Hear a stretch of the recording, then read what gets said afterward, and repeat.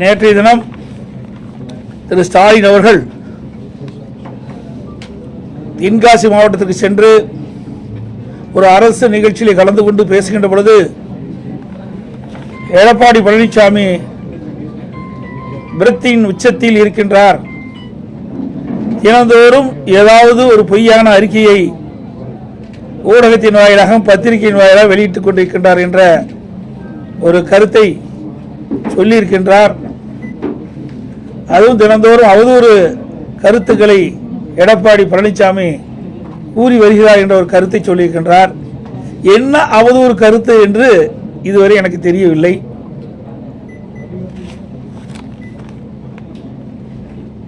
இன்றைக்கு டெல்டா மாவட்டத்தில் குறுவை சாகுபடி செய்யப்பட்டு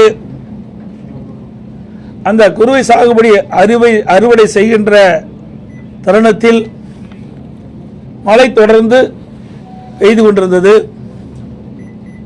இன்றைக்கு அரசு செப்டம்பர் 1ஆம் தேதியே நேரடி கொள்முதல்கள் திறக்கப்பட்டு விவசாயிகள் கொண்டு வருகின்ற நெல் மூட்டைகளை கொள்முதல் செய்யப்பட்டது என்றும் குறிப்பிட்டார்கள். அப்படி தொடர்ந்து நேரடி கொள்முதல் செய்யப்பட்டிருந்தால் விவசாயிகள் சாலை ஓரமாக நெல்மணியை குவித்து வைக்க வேண்டிய அவசியம் இல்லாமல் இல்லை. அதேபோல திறந்த வெளியில் கொள்முதல் நிலையத்திற்கு எதிராகவே பல்லாயிரக்கணக்கான மூட்டை நெல்மணிகள் குவித்து வைத்திருந்தார்கள்.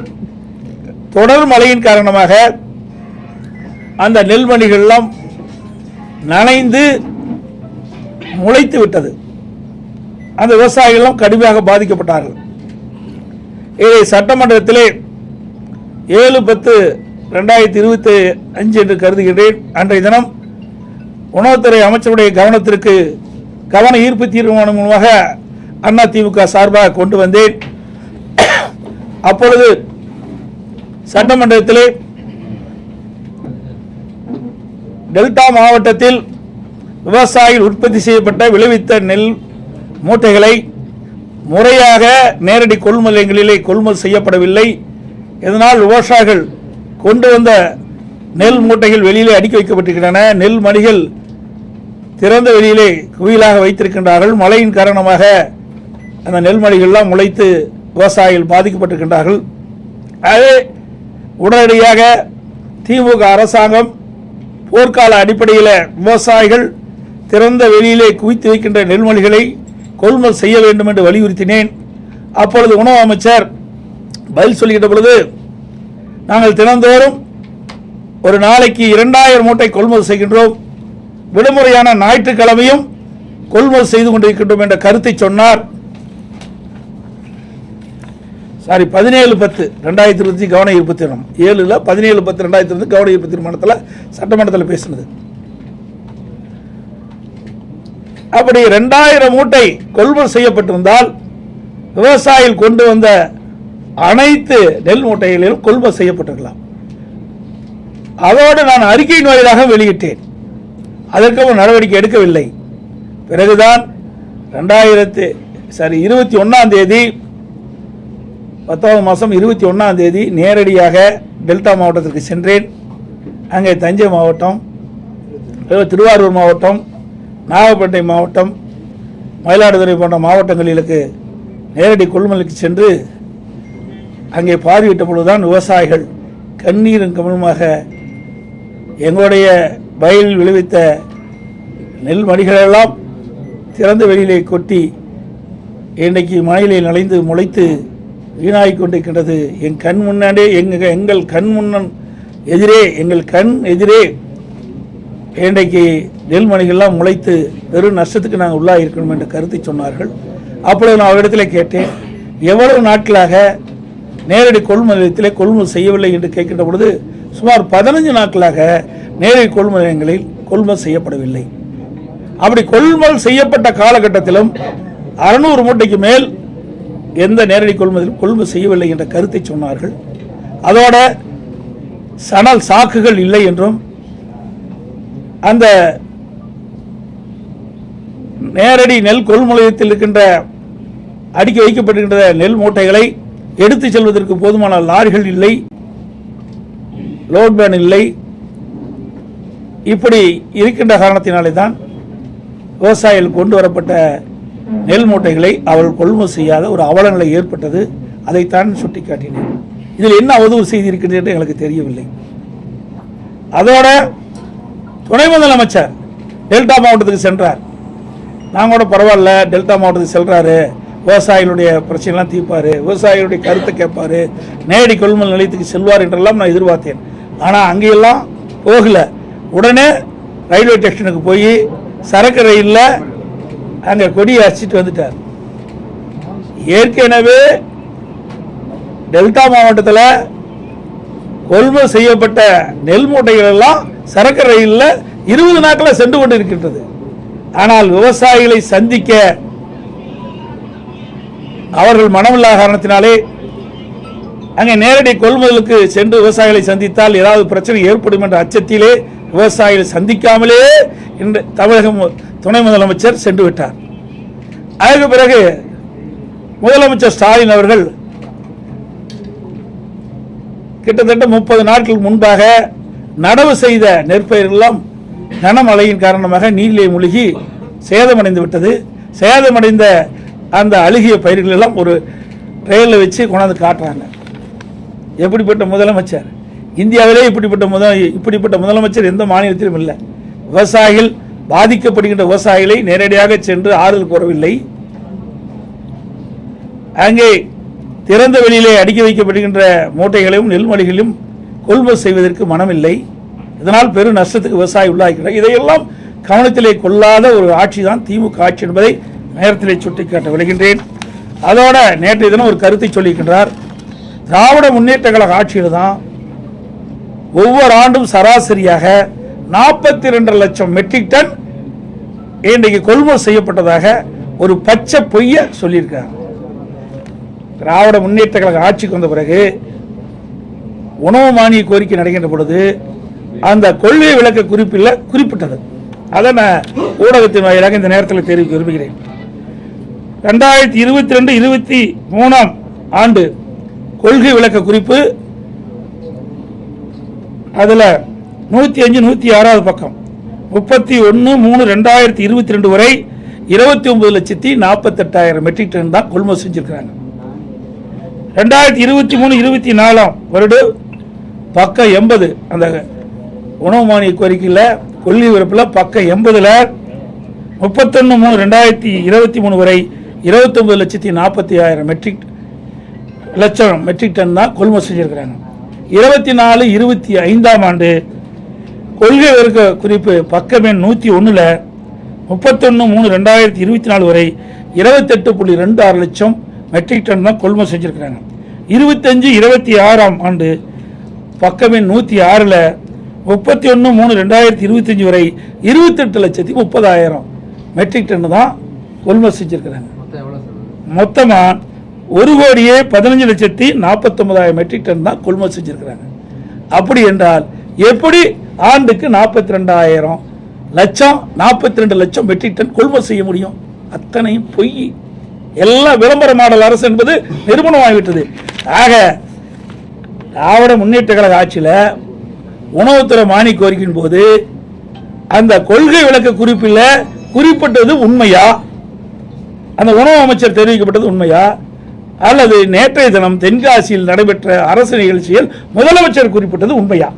அதை இந்த முதலமைச்சர் விளக்க வேண்டும்.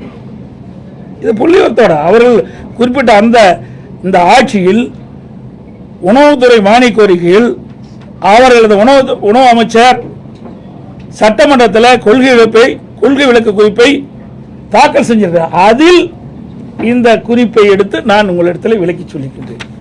இப்படி மக்களை ஏமாற்றி விவசாயிகளை ஏமாற்றுகின்ற அரசு தான் விடியா திமுக அரசாங்கம். அதோட இன்னைக்கு பார்த்தீங்கன்னா திருச்சியில்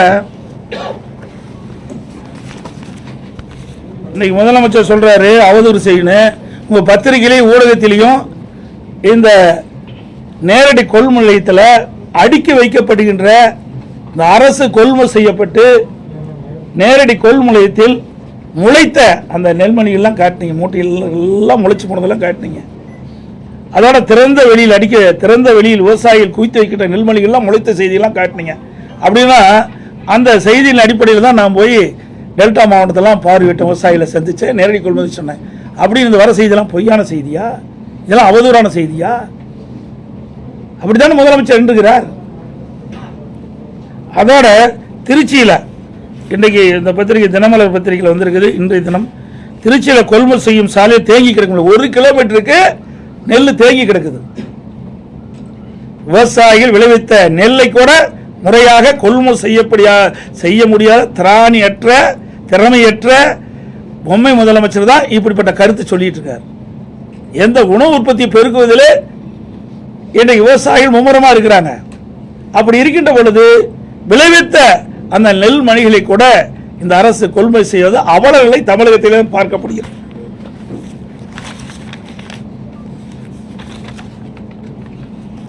அதோட பள்ளிக்கரணை சதுப்பு நில காடு உங்களுக்கு நல்லா தெரியும். ஏற்கனவே என்க்ரோச்சிலிருந்து உயர்நீதிமன்றத்து வரைக்கும் இதெல்லாம் வழக்கு போயிட்டு வந்திருக்குது. இன்றைக்கு அதிமுக ஆட்சி இருக்கின்ற பொழுது அந்த சதுப்பு நிலையெல்லாம் பாதுகாக்கப்பட்டது. அதற்காக அம்மா அரசு போது மத்திய அரசின் நிதியுடன் 165.68 கோடி செலவில் தேசிய பருவநிலை மாற்ற தழுவல் நிதி national adaptation fund for climate change அதுக்காக கொடுத்து அதெல்லாம் பாதுகாத்தோம் அதிமுக ஆட்சியில். பள்ளிக்கரணை சுற்றுச்சூழல் மீட்பு திட்டத்தில் 2018-19 செயல்படுத்த ஒப்புதல் வழங்கி சதுப்பு நிலம் பாதுகாக்கப்பட நடவடிக்கை எடுக்கப்பட்டது. பள்ளிக்கரணை சதுப்பு நிலமெல்லாம் அதிமுக ஆட்சியில் பாதுகாத்தது. ஆனால் அந்த திராவிட முன்னேற்ற கழகம் ஆட்சிக்கு வந்த பிறகு இன்றைக்கு சென்னை மாநகராட்சிக்கு ஒரு குறிப்பிட்ட பகுதி இருக்குது, வனத்துறைக்கு குறிப்பிட்ட பகுதி இருக்குது. இன்றைக்கு இந்த சதுப்பு நில பகுதியிலிருந்து பள்ளிக்கரணையில் சதுப்பு நில பகுதியிலிருந்து அந்த எல்லையிலிருந்து 1 கிலோமீட்டருக்கு அப்பால் தான் இன்றைக்கு கட்டுமான பணிகளை மேற்கொள்ள வேண்டும். இது தென்னிந்திய பசுமை தீர்ப்பு ஆணையத்தினுடைய தீர்ப்பு. அந்த பசுமை தீர்ப்பு ஆணையத்தினுடைய தீர்ப்பின்படி அந்த சதுப்பு நில எல்லை கோட்டிலிருந்து 1 கிலோமீட்டருக்கு அப்பால் தான் இந்த கட்டுமான பணியை துவங்க வேண்டும். ஆனால் அதுக்கு மாறாக அந்த வனத்துறைக்கு கட்டுப்பாட்டில் இருக்கின்ற இந்த சதுப்பு நில பகுதியிலிருந்து அருகாமையிலேயே இந்த கட்டுமான பணிகள் ஆரம்பிக்கப்பட்டதாக செய்திகள் வெளிவந்துள்ளன. இது குறித்து நீதிமன்றத்தில் கூட வழக்கு தொடரப்பட்டிருக்கு என்பதை தெரிவிச்சுக்கிறேன். இதில் பல 100 கோடி ரூபாய் இன்றைக்கு முறைகேடு நடைபெற்றிருக்கின்றது, கையூட்டு பெற்றிருக்கின்றதாக செய்திகள் வெளிவந்துள்ளன என்பதையும் இந்த நேரத்தில் தெரிவிக்கிறேன்.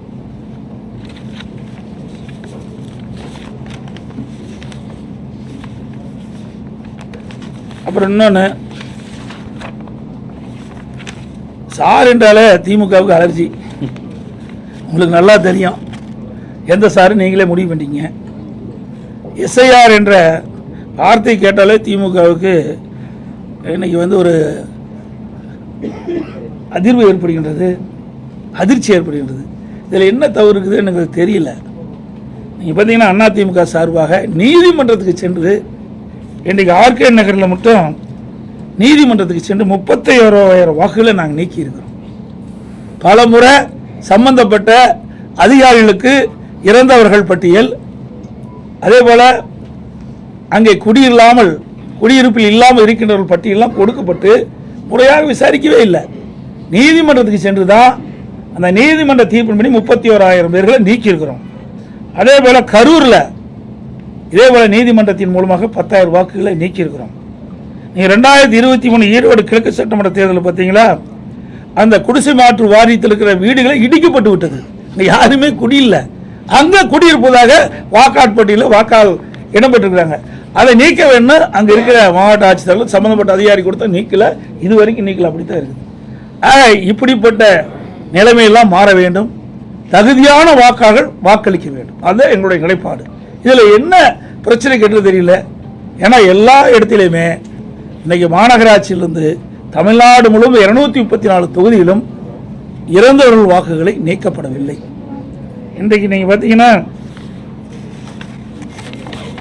எங்களுடைய எடப்பாடி சட்டமன்ற தொகுதியில் கூட நீக்கவர்கள் பட்டியலை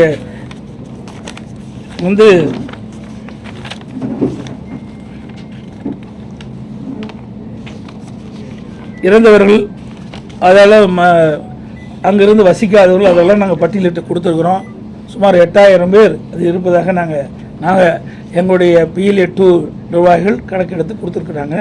இப்படி எல்லா தொகுதியிலுமே 10,000, 15,000, 20,000, 30,000 இப்படி இறந்தவர்கள், அங்கே குடியில்லாமல் மாற்று இடத்துக்கு சென்றவர்கள், இப்படி ஒவ்வொரு தொகுதியிலும் இருக்குது. இதையெல்லாம் முறையாக இந்த SIR திட்டத்தின் மூலமாக முறையாக செயல்பட்டால் இந்த உண்மையான வாக்காளர் பட்டியல் வந்தால் உண்மையான தேர்தல் நடக்கிறதுக்கு வாய்ப்பு இருக்கும். அந்த அடிப்படையில் தான் நாங்கள் அதை ஆதரிக்கிறோம். இது ஆளுங்கட்சி, திமுக கட்சி ஆளுங்கட்சி. நாங்கள் தான் பயப்படணும், அது பயப்பட வேண்டிய அவசியமே இல்லை. ஆனால் 2026 நடைபெறுகின்ற சட்டமன்ற பொதுத் தேர்தலில் அதிமுக தலைமையில் அமைக்கப்படுகின்ற கூட்டணி மாபெரும் வெற்றி பெறும், ஆட்சி அமைக்கும். அந்த பயத்தின் காரணமாக இப்பொழுதே தோல்விக்கு என்ன காரணமோ அதை தேடி இன்றைய தினம் அறிவித்திருக்கிறாங்க. திமுக தலைவரும் திமுக கூட்டணி அறிவிச்சிருக்குது. ஆளுங்கட்சி திமுக. இது யார் போய் இதெல்லாம் போய் ஒவ்வொரு வீடாக போய் இந்த வாக்காளர்களை சந்தித்து எது உண்மையான வாக்காளர்கள், எது தவறாக இருக்கின்றது, யார் இறந்தவர்கள் என்ற பட்டியலெல்லாம் கணக்கிடுவது மாநில அரசுக்கு உட்பட்ட அதிகாரிகள் இருக்கிறாங்க. இப்போ தேர்தல் அதிகாரியுடைய கட்டுப்பாட்டில் இருப்பாங்க. மீண்டும் மாநில அரசாங்கத்துக்கு வந்து விடுவாங்க.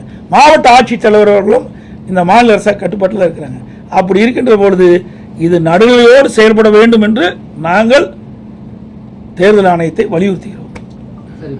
தேவர் ஜெயந்திக்கு இன்னைக்கு செங்கோட்டையன் டிடிவி தினகரன் ஓபிஎஸ் சேர்ந்து போயிருக்காங்க. போனவங்க அந்த ரோகத்தை வீழ்த்துவதற்காக நாங்கள் 3 பேரும் சேர்ந்து தேர்தலை சந்திக்கிறோம் அப்படின்றாங்க. இது 4 வருஷமா சொல்லிட்டு தான் இருக்கிறாங்க. இப்போ இன்னைக்கு சொல்லிட்டு இருக்காங்க. 4 ஆண்டு காலம் தினம் உங்க பத்திரிகை தான் வருது, டிவியில் தானே சொல்லிட்டு இருக்கிறீங்க. இதே டிடிவி தானே பேசிக்கிட்டே இருக்காரு, இன்னைக்கே பார்த்துட்டு இருக்காரு. சசிகலாமா வரலையே, எனக்கு கேட்ட அளவுக்கு வரல. நீங்க 3 பேர் தான் வந்தா சொல்றாங்க அப்படின்னு நீங்க தான் சொல்றீங்க. அது வெளியில் வந்தா தானே உண்மை. நீங்க கற்பனையான கேள்விக்கு என்னால் பதில் சொல்ல முடியாது. யார் பேசிட்டு இருந்தாங்க? உள்ளாய் 3 பேரும் பேசியிருக்கிறாங்க. அவகிட்ட பேசினாங்களா? தவறான கேள்வி கேட்க வேண்டாம், உண்மையான கேள்வி கேளுங்க. இப்போ 3 பேர் செய்தியாளர் சந்திச்சுங்கிறீங்க. அது சந்திச்சிருக்கிறாங்க, நான் கேள்விப்பட்டேன். நான் பார்க்கல 3 பேர் சந்திச்சிருக்கிறாங்க. அது ஏற்கனவே போட திட்டம் தானே. இன்னைக்கு நேரத்தை போட்டாங்க. அதிமுகவில் இருக்கின்ற பொழுது குழி பறிச்ச காரணத்தினால தான் நாங்கள் வெற்றி வாய்ப்பு இழந்துட்டோம். இப்படிப்பட்ட துரோகிகள் அதிமுகவில் இருந்த காரணத்தினால தான் எங்களை 2021 ஆட்சிக்கு வர முடியல. புரியுதுங்களா? இப்போ 2 நாளைக்கு முந்தைய என்ன சொன்னார் ஓபிஎஸ்? இவரே அதிமுக கட்சிக்கார், இவரே ஒருங்கிணைக்கின்றவர். உண்மையான அனைத்து இந்திய அண்ணா திராவிட முன்னேற்ற கழகத்தை மனசுலேருந்து இந்த வார்த்தை வராது. 2 நாளைக்கு முந்தி சொன்னார்ல, திமுக ஆட்சிக்கு வரும்னு சொன்னார். இவர் எப்படி போய் ஒன்றாக இணைய முடியும்? இதெல்லாம் திமுக பிடிஎம் இருந்து செயல்படும். அதிமுக உண்மையான அம்மா தொண்டர்கள்லாம் ஒன்றிணையலாட்டினா திமுக வந்துரும் அப்படின்னு தான் சொன்னேன். திமுக வந்துரும் நான் சொல்லல. நீங்க தாங்க பத்திரிகையில போட்டீங்க. அப்புறம் உங்க பத்திரிகை செய்தி அதெல்லாம் நீங்க மாத்தி பேசக்கூடாது. உங்க பத்திரிகை செய்தி நான் வச்சிருக்கிறேன், கையிலேயே எல்லாம் வச்சிருக்கிறேன். பத்திரிகை செய்தி, ஊடக செய்தி, அவர் என்ன பேசினாலும் எங்களுக்கு வந்திருக்கு. அதன் அடிப்படையில் தான் நான் அந்த கருத்தை சொல்றேன். அதெல்லாம் இன்னைக்கு தயக்கம்லாம் இல்லையா? இனிமேல் தானே இருக்கும். ஏற்கனவே நாங்கள் பதவியெல்லாம் பாருங்க. அதிமுகவை பொறுத்த வரைக்கும் யார் துரோகம் செஞ்சாலும் சரி, தலைமைக்கு உடைய கருத்தை அவர்கள் முழுமையாக கடைபிடிக்காவிட்டால் யாராக இருந்தாலும் உரிய நடவடிக்கை எடுக்கப்படும். நடவடிக்கை எடுத்துக்கிட்டு இருக்கோம். எடப்பாடி திமுக தான் எதிரி, அதிமுக அது மட்டும் இல்ல, எடப்பாடி திமுக தான் எதிரி எங்களுக்கு, அதிமுக எதிரி அல்ல. அவர் எப்படி ஒன்றிணைக்கிறாங்க? இங்க இருக்கு யார ஒன்றிணைவனா? யாரு ஒரே நிமிஷம் யார ஒன்றிணைவாங்க? அது சந்திக்கலாம். இப்போ நீ தான் காட்டிருக்கிற, நாங்கள் வேண்டாம் சொல்லுவோம். அது அவருடைய விருப்பங்க, அது தனி ஒவ்வொருத்தருடைய விருப்பம். அதை போய் நம்ம ஒருத்தருடைய விருப்பத்தை போய் மாறா நம்ம பேச முடியாது. அது என்ன கருத்து என்ன ஏதுன்னு எங்களுக்கு தெரியாது. சொல்ல புரியுதா? அனைத்து இந்திய அண்ணா திராவிட முன்னேற்ற கழகத்தை புரியுங்க. எத்தனை எட்டப்பர்கள் எத்தனை துரோகிகள் வந்தாலும் வீழ்த்த முடியாது. இது எங்கள் பகுதியில் இருக்குது உண்மையான அனைத்து இந்திய அண்ணா திராவிட முன்னேற்ற கழகம். பொன்மனச்செம்மல் புரட்சித் தலைவர் எம்ஜிஆர் காலத்திலிருந்து இன்று வரை அணிபெறலாமல் இருக்கின்றவர்கள் இங்கே அமர்ந்திருக்கின்றார்கள். அது ஒன்றும் இல்லை, வீணா போனது. அதை பற்றி பேசி என்ன பிரயோஜனம்? வேஸ்ட், பேசுறதே வேஸ்ட், கால நேரம் தான் வீண். எதுக்கு பலவீனம் ஆகுது? எப்படி பலவீனம் ஆகுது? யாரு நீங்க சொல்லலாம் சவுத்தில் பலவீனம் யார் சொன்னது? அதெல்லாம் நீங்களா ஒரு கற்பனை கண்டி பேசாதீங்க. மக்களுடைய மனது தான், மக்கள் தான் ஊடக நம்பர்களும் பத்திரிகை நம்பர்களும் இதே தூவம் போட்டுட்டே இருக்கிறீங்க. அதிமுக பலவனும் சார். அதுக்கு முந்தி 10 ஆண்டு திமுக இருந்தப்ப என்ன பண்ணீங்க சார்? 2011 2021 வரைக்கும் அதை பத்தி ஏதாவது பேசுறீங்களா? 10 ஆண்டு காலம் பிரதான எதிர்கட்சி கூட வர முடியல திமுக. கருணாநிதி இருக்கும் போது நாங்க அப்படி இல்லை, பிரதான எதிர்கட்சியை வந்து அமர்ந்துக்கிறோம். 2021 75 இடங்கள் அதிமுக வெற்றி பெற்றிருக்குது. அப்படி இருக்கும்போது வேணும்னே திட்டமிட்டு அவ்வளவு செய்தி நீங்க பரப்பிட்டு இருக்கிறீங்க. அதுதான் ஏன் திமுக 2011 எங்க வந்தது? எத்தனை தேர்தலில் தோல்வி விட்டுறாங்க? அதை பத்தி ஏதாவது ஊடகம் ஏதாவது விவாதிக்கிறீங்களா? பத்திரிகை ஏதாவது போடுறீங்களா? ஆளுங்கட்சியா இருக்கும்போது அதிமுக விமர்சனம், எதிர்கட்சியா இருக்கும்போது அதிமுக விமர்சனம். அதிமுக கட்சியோட கட்சியிலனா உங்களுக்கு ஊடகத்துக்கு செய்தி இல்லாமல் போயிருக்கும். ஆமா ஆமாங்க, அப்படி இருந்திருக்கிறாங்க.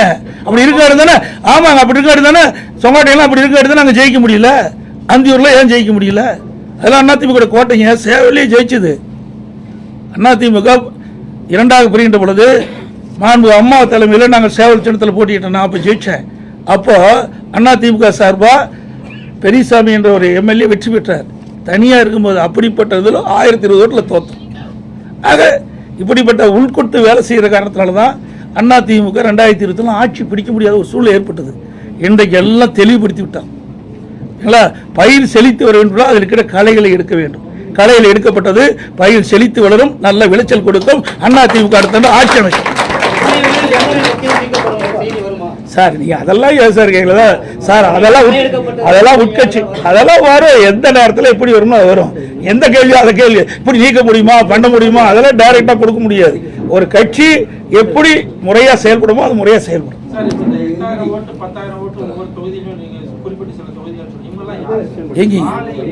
சார் இறந்தவர்களே இருக்கிறாங்க. என்னுடைய எடப்பாடி சட்டமன்ற தொகுதியில் 5600 பேருக்கு மேல இறந்தவர் இருக்கிறாங்க. எடுக்கவே இல்லை. பல ஆண்டுகளாக நாங்க எழுதி கொடுத்துக்கிட்டே இருக்கிறோம், யாரும் எடுக்கவே இல்லை. அது இப்ப பாருங்க, கரூர்ல நீதிமன்றத்துக்கு போய் 10,000 ஓட்டு நீக்கிறோம். இதை முறையா தேர்தல் ஆணையத்துக்கு அனுப்பிச்சோம். மாநில தேர்தலுக்கு, மத்தியத்தில் எதுவுமே இல்லை. நீதிமன்றம் போய் தான் அதை வந்து விசாரிக்கப்பட்டு தேர்தல் ஆணையத்துக்கு உத்தரவு போட்டு வீடு விட 10,000 நீக்கிறோம். அதே மாதிரி ஆர்கே நகர்ல 31,000 ஓட்டு நீக்கியிருக்கிறோம். இப்போ டி நகர்ல நம்முடைய தலைமை நீதிபதிக்கிட்டு வரும்போது தேர்தல் ஆணையத்தை கேட்கும்போது எஸ்ஐஆர் வருது. அப்போ முறையாக நாங்கள் வீடு வீடாக போய் நாங்கள் சோதித்து யாரெல்லாம் இருக்கிறாங்க, யாராலும் இறந்தவர்கள் என்ற பட்டியல் நாங்கள் நீக்க உறுதிமொழி கொடுத்துருக்குறாங்க. இப்படி எல்லா தொகுதியிலுமே இப்போது அனைத்து இந்திய அண்ணா திராவிட முன்னேற்ற கழகத்தின் சார்பாக சேர்த்தல் நீக்கல் பட்டியலை கொடுத்துருக்குறோம். இப்போ எஸ்ஐஆர் வந்திருக்குது. இன்றைக்கு எப்படி செயல்படும் என்று கருதுகிறேன். ஏன்னா இது எல்லாமே மாநிலத்தில் இருக்கின்ற அரசு அதிகாரிகள் தான் இந்த பணியை செய்கிறாங்க. அதனால இந்த நடுநிலையோட இந்த அரசு செயல்படணும். இந்த அரசு அதில் தலையிடக்கூடாது என்பதுதான் எங்களுடைய தாழ்மையான கருத்து.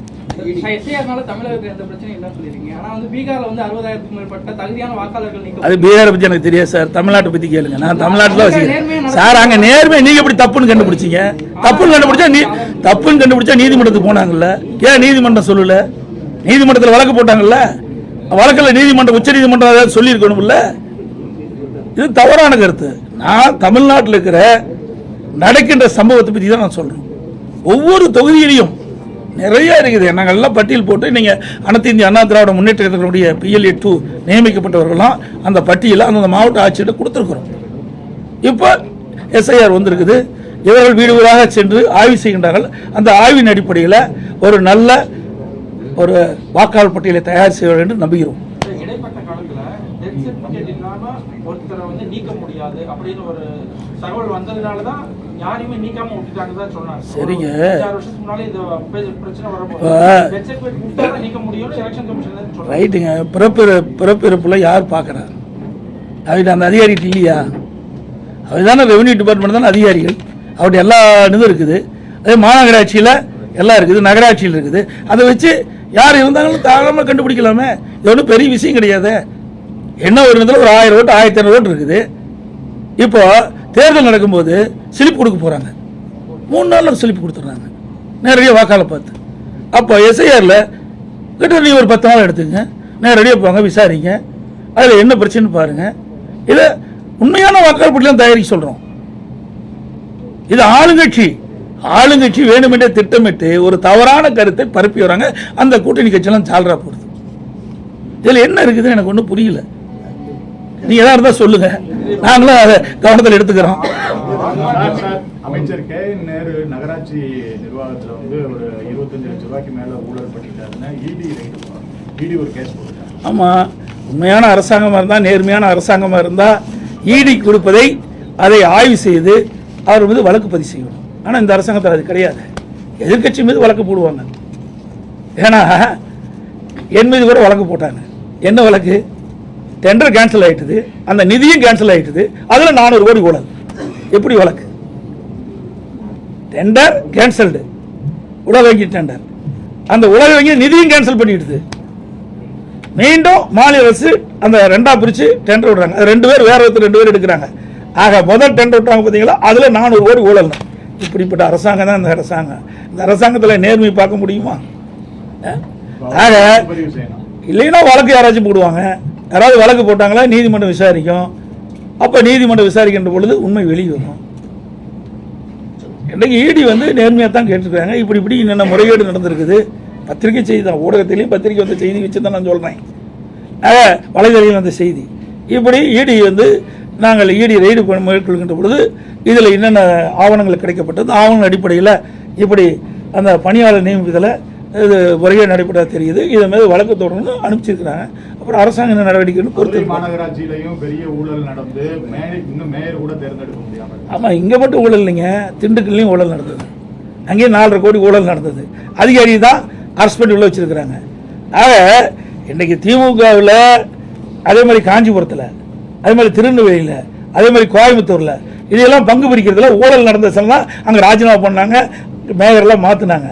ஆக அனைத்து இந்திய அண்ணா திராவிட முன்னேற்ற கழகம் அடுத்த ஆண்டு ஆட்சி பொறுப்பு ஏற்ற பிறகுதான் எந்த மாநகராட்சி, எந்த நகராட்சி, எந்த பேரூராட்சி, எந்த ஒன்றியத்தில் என்னென்ன முறைகேடு என்பதையெல்லாம் கண்டுபிடித்து மக்கள் வெளிச்சம் போட்டு காட்டப்பட்டு முறைகேட்டில் ஈடுபட்டு என்பதெல்லாம் சட்டப்படி நடவடிக்கை எடுக்கப்படும். தேசிய ஜனநாயக கூட்டணியில இன்னும் அதிகமான கட்சிகளை வரவேற்க முயற்சி எடுப்பதாக அமித்ஷா வந்து நியூஸ் 18 கொடுத்த பேட்டில் சொல்லியிருக்காரு. யாரெல்லாம் வரப்போறாங்க? நல்லா புரிஞ்சுக்கிங்க. அனைத்து இந்திய அண்ணா திராவிட முன்னேற்ற கழக தலைமையில் இன்னைக்கு பாரதிய ஜனதா கூட்டணி அமைச்சிருக்குது. இன்றைக்கு ஒவ்வொரு முறையும் தேர்தல் வருகின்ற 2019 நாடாளுமன்ற தேர்தல் அப்ப ஒரு மாதத்துக்கு முன்பு தான் நாங்கள் கூட்டணி அமைச்சோம். 2021 சட்டமன்ற தேர்தல் அப்பொழுதும் தேர்தலுக்கு முன்பு ஒரு மாதத்துக்கு முன்பு தான் கூட்டணி அமைச்சோம். 2024 அப்பொழுதும் தேர்தல் அறிவிக்கப்பட்ட பிறகுதான் நாங்கள் தேமுதிக கூட்டணி. இப்படி அனைத்து இந்திய அண்ணா திராவிட முன்னேற்ற கழகத்தை பொறுத்த வரைக்கும் தேர்தல் அது வந்தாங்க அமைச்சோம். இருந்தாலும் இன்னும் அந்தந்த கட்சிகள் சுயமாக சுதந்திரமாக செயல்பட்டுக் கொண்டிருக்கின்றது. ஒரு கூட்டணி அமைக்கப்பட்டு விட்டால் அந்த கூட்டணியினுடைய நிலையில் தான் அவர்களும் செல்ல முடியும். கூட்டணியினுடைய கொள்கையின் அடிப்படையில் செயல்படுத்த முடியும். ஆக தனியாக அந்த கட்சி எது செயல்படுத்த முடியாது, எந்த கருத்தையும் சொல்ல முடியாது. இப்போ அப்படித்தானே திமுக தலைமையில் இந்த கூட்டணி கட்சியெல்லாம் ஏதாவது வாய் திறந்துருக்குதா? டெல்டா மாவட்டத்தில் இவ்வளவு நெல் பாதிப்புட்டாக இருக்குது. அதில் ஏதாவது வாய் திறந்து பேசினாங்களா? ஏதாவது போராட்டம் நடத்தினாங்களா? முடியாது. ஏன்னா கூட்டணியில் அங்கம் வச்சுட்டாங்க. தேர்தல் உரிய காலத்தில் வர இருக்குது. இப்படி சொன்னா வாக்கு பாய்ச்சிடும். அதனால அனைத்து இந்திய அண்ணா திராவிட முன்னேற்ற கழகத்தை பொறுத்த வரைக்கும் தேர்தல் வருகின்ற காலகட்டத்தில் நாங்கள் கூட்டணி அமைப்போம். அதில் எந்த மாற்று கருத்தும் கிடையாது. நீங்கள் என்ன எண்ணுகின்றீர்களோ நிச்சயமாக நடக்கும். இப்பொழுதும் சொல்கின்றேன், 2026 சட்டமன்ற தேர்தலில் அனைத்து இந்திய அண்ணா திராவிட முன்னேற்ற கழக தலைமையில் அமைக்கப்பட்ட கூட்டணி பெரும்பான்மையான இடங்களிலே வெற்றி பெறும். அண்ணா திமுக தனி பெரும்பான்மையோடு ஆட்சி அமைக்கும். நன்றி, வணக்கம். அதாவது நாங்களாம் நீங்க தான் தவறான செய்தி வெளியிட்டு இருக்கிறீங்க. இது ஊடக நபர்களும் பத்திரிகை இந்த நேரத்தில் கேட்கிறேன். அனைத்து இந்திய அண்ணா திராவிட முன்னேற்ற கழகம் தாவேகாவோட கூட்டணியை நாங்கள் பேச்சுவார்த்தை இதுவரைக்கும் நடத்தல. அதே மாதிரி தாவேகா அண்ணா திமுக கட்சியோட கூட்டணி பேச்சுவார்த்தை நடத்தல. நீங்களா ஒரு யூகத்தை பண்ணிக்கிட்டு, நீங்களா ஒரு கற்பனை பண்ணிக்கிட்டு நீங்க செய்தி வெளியிட்டீங்களா? பொறுப்பு நாங்கள் அல்ல. அதோட ஒரு இடத்துல இன்றைக்கு 2-3 இடத்துல பார்த்தோம். கரூர் சம்பத்துக்கு பிறகு 2-3 இடத்துல இன்றைக்கு தாவேகா கட்சி சேர்ந்த அந்த தொண்டர்கள் எங்கள் கூட்டத்தில் கொடியை பிடிச்சாங்க. அப்போ நம்ம ஆரவாரமாக இருந்தாங்க. குமராவளையம் சட்டமன்ற தொகுதியிலிருந்து எழுச்சி பயணம் போட்டிருந்தேன். அப்பொழுது சொன்னேன், தொண்டர்கள் அங்கே பிள்ளையார் சொல்லி போட்டுட்டான்னு சொன்னேன். அதை நீங்கள் பெருசாக பேசிகிட்டே இருக்கிறீங்க. ஆக அவர்களுடைய கட்சி கொடி தான் காட்டினாங்க. நல்லா புரிஞ்சுங்க, வேற கட்சி கொடி காட்டல. அப்பவும் அவர் கட்சியில் தான் இருக்கிறாங்க. ஆக அந்தந்த கட்சி தலைவர் எடுக்கிற முடிவுதான ஒழிய நாங்கள் இதுவரை நாங்களும் அவரோடு பேச்சுவார்த்தை நடத்தலை, தாவாக்கோட பேச்சுவார்த்தை, தாவாக கட்சியும் அதிமுக பேச்சுவார்த்தை நடத்தவில்லை என்பதை நேரத்தில் தெரிவிச்சு. ஆமா, தொண்டர் அப்படி கிடையாது. தொண்டர் வந்து ஏங்க உங்க வீட்டில் ஒரு விருந்தாளி வராங்க, விருந்தாளி வந்து என்ன சொல்லுவீங்க? போப்ப வெளியின்னு சொல்லுவீங்களா?